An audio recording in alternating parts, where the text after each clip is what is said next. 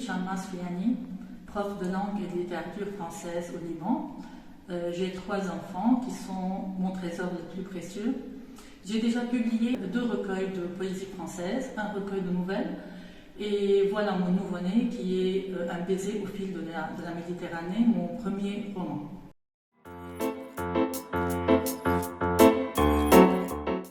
Alors pourquoi j'ai écrit ce roman?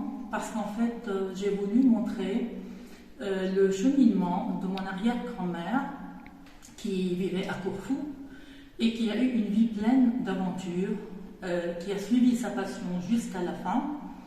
Et puis parce que c'était la volonté de ma mère qui a tant souhaité que ce roman voie le jour. En fait, ma mère me racontait souvent des aventures de sa grand-mère grecque qui a quitté Corfou et qui a vécu au bord de la Méditerranée, entre Alexandrie, Marseille et Tripoli, Liban.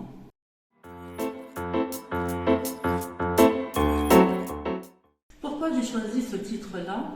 Parce que Angélica, qui est notre héroïne, mon arrière-grand-mère, a toujours vécu au bord de la Méditerranée, c'est-à-dire après avoir quitté Corfou, elle a eu beaucoup d'aventures, elle a vécu avec son mari pour le meilleur et pour le pire, et puis après la mort de son mari, elle a dû quitter Alexandrie pour aller travailler à Marseille et vivre chez des cousins, et puis aller à Tripoli, Liban, pour poursuivre sa vie, et là elle a eu aussi beaucoup de problèmes.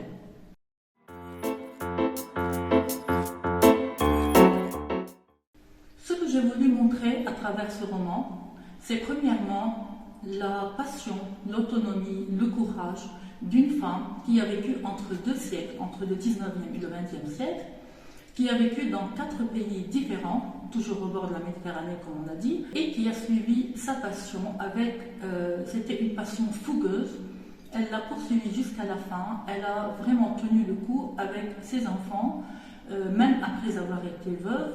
Donc j'ai voulu montrer ce caractère passionné d'une femme à une époque où la liberté était vraiment rare en ce temps-là. J'ai voulu montrer aussi un secret, j'ai dévoilé le mystère à la fin du roman, le secret qui a tellement assailli Angélica toute sa vie durant, parce que ses parents l'ont renié suite à son mariage avec un nom grec, et je ne dévoile la clé du mystère que vers la fin, dans l'épilogue.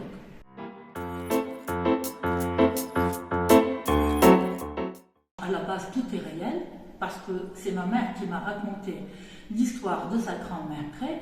Donc à la base, les personnages sont réels, mais il y a 3 catégories de personnages. Il y a des personnages dont j'ai gardé le nom et le prénom. Il y a d'autres personnages qui sont réels, qui ont vraiment existé dans la vie d'Angélica, mais dont j'ai changé le nom et le prénom pour plusieurs raisons. Et il y a la 3e catégorie de personnages qui est purement imaginaire, qui n'a jamais existé dans la vie d'Angélica, mais que j'ai dû créer, que j'ai dû inventer pour animer, pour enrichir un peu le roman. Et puis il ne faut pas oublier que j'ai dû faire beaucoup de recherches pour savoir comment à l'époque les gens s'habillaient, comment ils s'éduquaient, comment ils vivaient, dans quelle ambiance.